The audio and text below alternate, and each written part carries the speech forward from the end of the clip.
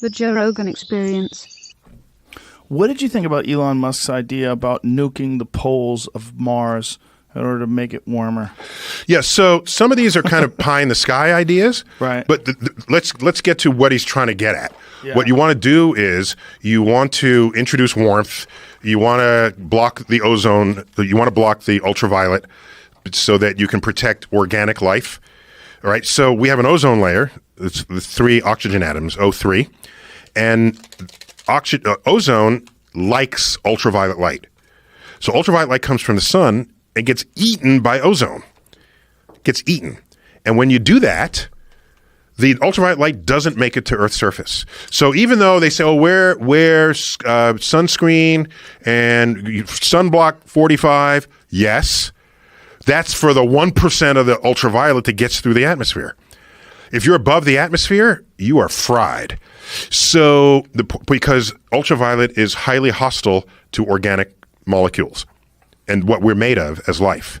So you want to protect, you want to give life a chance. So you want to not only heat Mars, you want to find a way to block the ultraviolet light coming from the sun. So you need some mechanism, if not ozone, or just live underground, for example.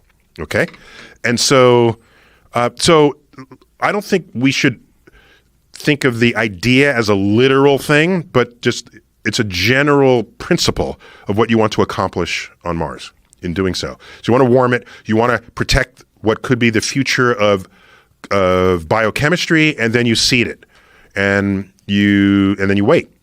You don't want to wait too long. You want to sort of speed it up if you could, and then you terraform Mars. SpaceX has. I visited him a couple of times. He's got a mug you can buy there. Then it has Mars on it.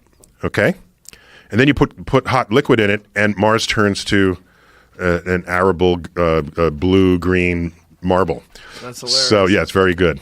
And it doesn't tell you that when you say, oh, I got a Mars mug, you know, and you show it off. And then, oh my gosh, when did that happen?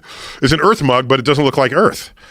There's a lot of people that go on Also, we think there's a lot of water that was once on Mars, which is a certainty, and we think it's just sitting below in a permafrost. So you wouldn't have to bring water to Mars. By the way, in the really distant future, you can just redirect a comet and get all the water you need. But how far distant is that? The comet's everywhere, dude. We're in a shooting gallery. Yeah, that's not what I asked. Oh, how far away do you think it is before we could redirect? How far away in time? Yes. Okay, sorry.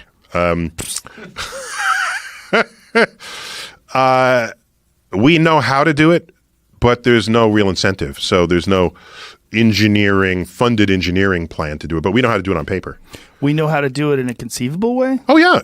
So first of all, it happens with or without us because we are in the shooting path of countless thousands of asteroids and comets. Right. So what you would do is you'd find one that's headed close to us anyway in the 7th orbit down the line or the 100th orbit down the line. And then you'd slightly deflect it in such a way that it would then collide with Mars or even Earth if you wanted, if Earth needed some more fresh water. Yeah, I heard that there's a possibility. But the problem is if something really big that would fill lakes worth of, if that collided with Earth, that would just be bad for life on Earth. Because it's a spontaneous deposit of energy that can change the climate and do. So you want to do that on a planet that you're trying to terraform.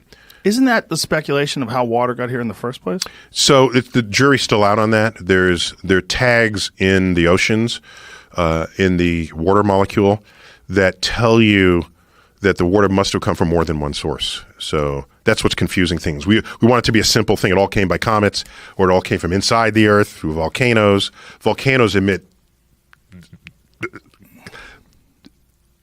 lakes and historically lakes and oceans worth of water just out of their calderas. So the problem is, as we say in science, overdetermined.